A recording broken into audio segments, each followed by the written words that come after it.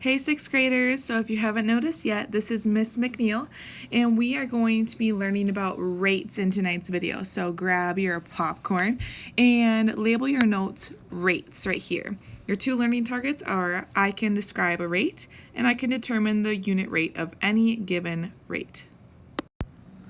Alright, so let's get started. So what do these have in common right here? So we have 32 miles per hour, 25 marbles in 6 minutes, and $54.50 for 5 chairs. We can see that there are different kinds of units in each. So we have one unit here, one here. So we have miles in hours, we have marbles in minutes, and dollars in chairs. So these right here are what we call rates. So a rate is a ratio that compares two quantities with different kinds of units. Okay, so that is something that you should be writing into your notebooks right now. Keyword right there is different, okay? These are different things that we're comparing, different units. So miles and hours, or beats and minutes down here, okay? And then the other term that we are going to learn as well is called unit rate. So a unit rate is when a rate is simplified so that it has a denominator of 1. So see here we have 80 beats per 1 minute. Okay, so the denominator must be 1 to be a unit rate. Okay, so please get these into your notebooks. You can pause it if you need to and then move on with me when you are ready. Alright, so when we are finding the unit rate, we have to look at our steps. So right here, you should be writing these down in your notebook. So your steps for finding unit rate: 1, write the information as a fraction. 2, simplify by dividing both the numerator and denominator by the denominator. And 3, compare if necessary. So if you're looking right here where I put the arrow, so this is a chart that's going to help us tremendously when we are finding unit rates, okay? So we can always refer back to that. So we are going to move on right here, right away, and try a problem together. So Desiree earns $280 in 40 hours. Find a rate that describes her pay per hour. And what is her hourly pay rate? So the first thing we're going to do, our first step, if we look at it, is write information as a fraction. So she earns $280 per 40 hours. Okay, so I wrote it as a fraction. Awesome. Step 2, simplify by dividing both the numerator and denominator by the denominator. So I'm going to set up here, I'm going to divide that by 40 and get 1. And I'm going to divide 280 by 40. And we know that 28 divided by 4 is 7, so 280 divided by 40 is 7. So then I have $7 over 1 hour, and I can always write it as $7 per hour.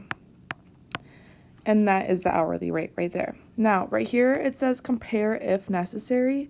If I want to compare this, I can just do 280 over 40, and I can see if that's equal to 7 over 1. And I knew since I just did the division by 40, it is, but always compare if you are confused. We know that 280 divided by 40 is 7, and 40 divided by 40 is 1, and I could do the reverse this way. Multiply 40 here, multiply 40 there, and I know that they are equivalent rates. Alright, so if we're looking at the next one here, it says find the unit price if it costs $2 for 8 juice boxes. So I'm going to have $2 up here and 8 on the bottom. I'm going to divide by 8 on the top and the bottom, and I'm going to get 1, and then on top I'm going to get 2 divided by 8, which is 0.25. So it looks like that my unit price is 25 cents for 1 juice box. It says to round near a cent if necessary, however it is not necessary here, so I'm going to end up with that. Alright, so now is a great time to pause the video and try these first few problems right here, okay? If you have not paused the video yet, you need to pause the video and try these problems. Please, please, please try. Otherwise, I'm going to move on right now and do them together. So we have $300 for 6 hours. So I know my first step is to write it as a fraction. So I have $300 over 6 hours. So what I have to do next is divide by the denominator to both the numerator and the denominator. And I get 1 hour down here. And up here, if I do 30 divided by 6, I know I have 5. So 300 divided by 6 must be 50. So it looks like if this is a job scenario, someone's getting $50 an hour. Holy cow, that's a lot of money. I wish I could be making money like that. Okay, moving on though. So 220 miles on 8 gallons. So I have 220, first step, right as a fraction. That's miles. And I have 8 gallons on the bottom here. So I'm assuming this is some kind of scenario of driving a vehicle. So maybe you get 220 miles for every 8 gallons of gas you have. So I am going to do divide by 8, so dividing by the denominator. And I get a 1 gallon here. And I know that 22 divided by 8 is 2.75. So 220 divided by 8 must be 27.5 miles. So I'm getting 27.5 miles per gallon. That's pretty good mileage per gallon if you ask me. Okay, moving on. I know you all are super interested in my car and what it gets per gallon. So find the unit price if a 4-pack of mixed fruit sells for $2.12. So this is an estimation. So a 4-pack of mixed fruit sells for $2.12. So I know that if I divide a 4-pack into 2 packs, so I would do the same thing about 2. So in my head, I would say, well, if a 4-pack costs about $2, then a 2-pack must cost about $1, and then therefore a 1-pack must be about 50 cents or so, maybe some change. Okay, so if you see that I did there, I just divided by 2 here, divided by 2 here, and I did the same thing down here. Okay, so if I was estimating this problem, I would put about 50 cents or maybe just over 50 cents since we started with just over $2 there with $2.12. Okay? Okay, so moving on, compare using unit rates. The prices of 3 different bags of dog food are given in the table. Which size bag has the lowest price per pound? So A, the 40-pound bag, B, the 20-pound bag, C, the 8-pound bag, or D, you're saying that all of the prices are the same. So what we're going to do is write them as unit rates. So I'm going to write them over here. So $49 for 40 pounds. And that's my symbol for pounds if you didn't know. And then, so let's see, let's just do that one right away. So I know I have to divide by the denominator here, divide here. And I know that 40 divided by 40 is 1, because we're finding a unit rate. And then 49 divided by 40 is $1.23 rounded right here. Okay, you guys may use your calculators for this unit, and that's what I had to do because I do not know 49 divided by 40 by heart. I promise you that. Okay, so then that one's, so the 40-pound bag is $1.23 per pound. So let's do the 20-pound bag now. So I have 20 pounds here and $23.44.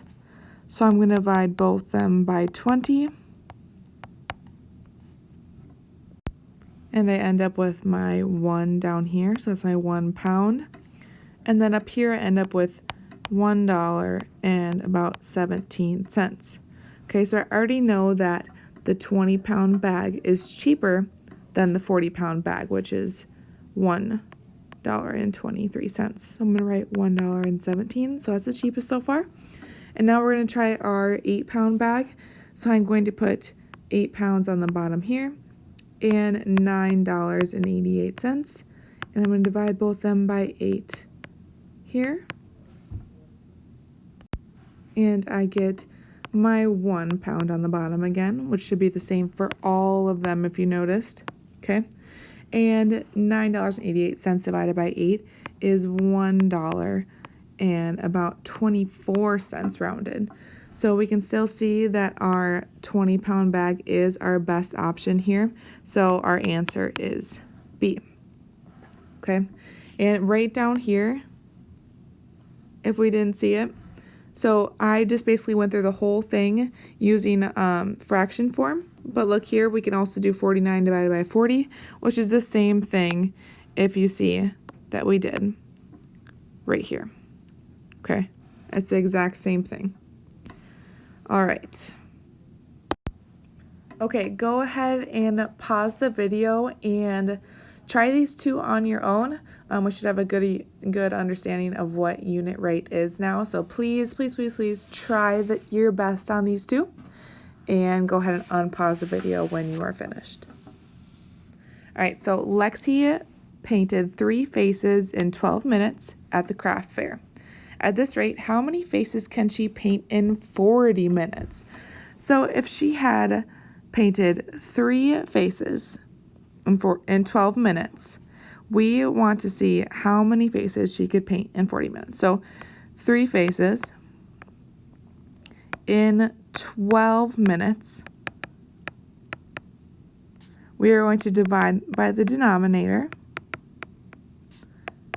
And we get our 1 minute here. And 3 faces divided by 12. Well, I know that 3 over 12 is the same thing as 1 over 4. And I know that is 0.25. So basically she could finish 1/4 of a face in 1 minute. So how many faces altogether could she do in 40 minutes? So I'm going to now multiply by 40 because that's how many minutes we want to find right here. Okay? And so what I do to my denominator, I have to do up here to my numerator. So I have 1 minute times 40, which is 40 minutes, which is what we want.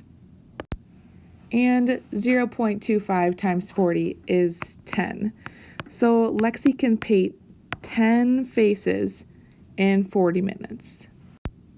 All right, so moving on to the next one. If you had a hard time with the first one, try redoing the second one on your own before playing the video again. So go ahead and pause that. All right, so Sherry ran 4 miles in 20 minutes. At this rate, how long will it take her to run 10 miles?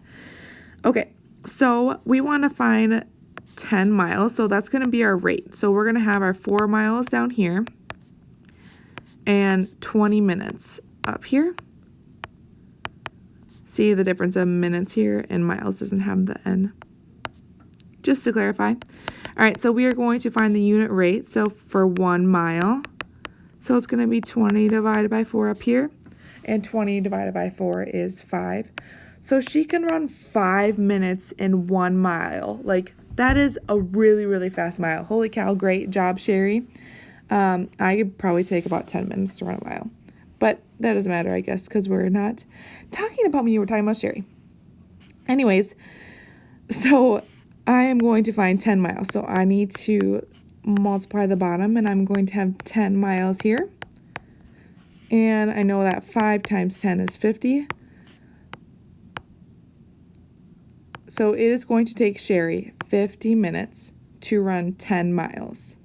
Sherry is super fast, and that's only if she stays at that rate. So it asks if at that rate. Okay, so she ran 50 minutes in 10 miles. Wow. All right, so I hope we all have a good understanding of rates. Tomorrow in class, we are going to review them, and we are going to check your notes. So be sure to have this detailed. If you forgot to write down the steps, maybe go back and write those down because we'll be checking for those tomorrow. Otherwise, enjoy the rest of your night, and we'll see you tomorrow.